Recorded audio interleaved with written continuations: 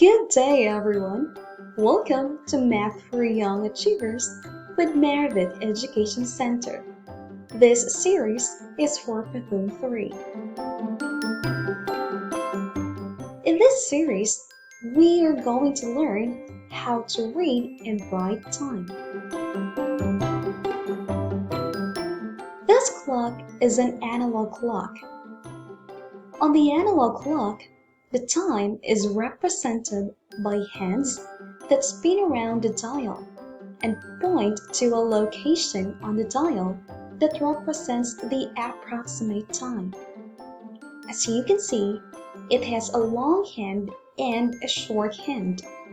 The short hand tells us the hour. Do you know what the long hand does? This long hand is the minute hand. This tells us how much time has passed after the hour. When telling time, we always look at the hour hand first. On this clock, the hour hand is pointing to the 2, and the minute hand is pointing to 1. So, would we say the time is 2 and 1 minute? I know you might be tempted to say yes, but that is not correct. Each small marking stands for 1 minute. So, there are 5 minutes between each of these big numbers. When the minute hand is pointing at 1, 5 minutes have passed. When can we use AM and PM? We use AM to tell time after midnight to before noon. We use PM to tell time after noon to before midnight. Let's take a look at this clock. When the minute hand points to the 12, we say o'clock. So, the time shown in here is 9 o'clock.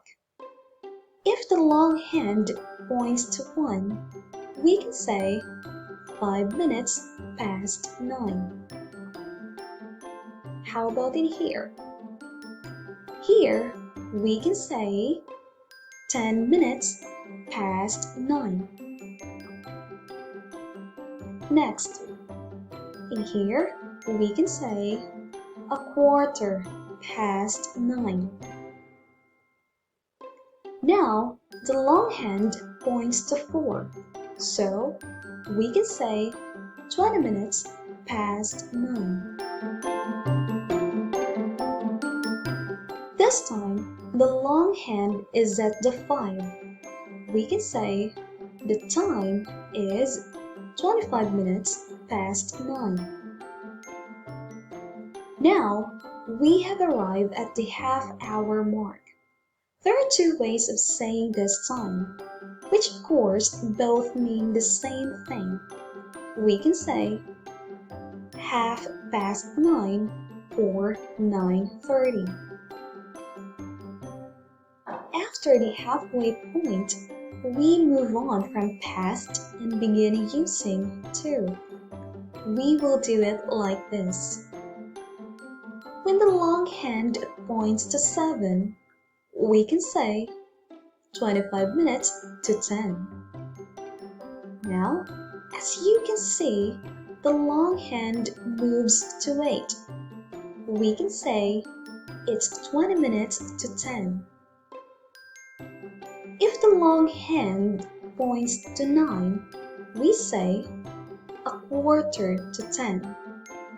Next, if the long hand points to 10, we say the time is 10 minutes to 10.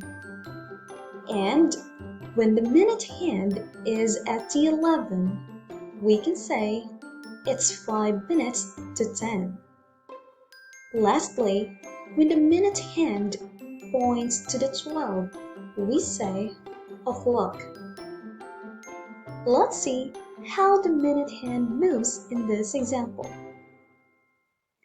Peter, Peter started to eat a banana at 3 o'clock in the afternoon. Peter ate the banana in 1 minute. Now, focus your attention to the minute hand. From 12, it moves to the first small mark. Remember, each small marking stands for 1 minute. So, we can say he finished eating his banana at 3:01 p.m. Now, let's see how the minute hand moves from 3:05 to 3:07 in 1 minute periods. On the first clock, the long hand is pointing to 1 and the short hand is at the 3. We can say the time is 3:05 or 5 minutes past 3. On the next clock, the minute hand moves 1 minute after 3:05. We can read the time shown as 3:06 or 6 minutes past 3. On the third clock, the minute hand moves 2 minutes after 3:05. We can read the time as 3:07 or 7 minutes past 3. This time, let's identify the time shown on each clock. Let's take a look at letter A. What is the time shown on this clock?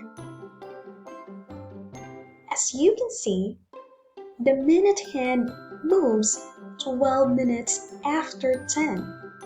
So, we can say the time shown on this clock is 10:12 or 12 minutes past 10.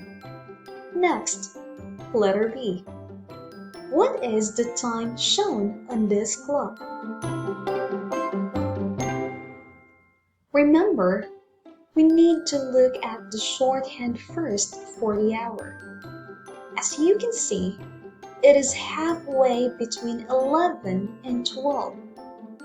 The hour does not change until it is pointing right after the next number. As long as the shorthand points between the 11 and 12, it is still 11 o'clock. Now, let's look at the minute hand. The minute hand moves 26 minutes after 11. So, we can read the time shown as 11:26 or 26 minutes past 11. That ends our lesson for today. I hope that you learned something from our lesson. Thank you so much for your time and attention. Have a wonderful day, everyone, and see you next time.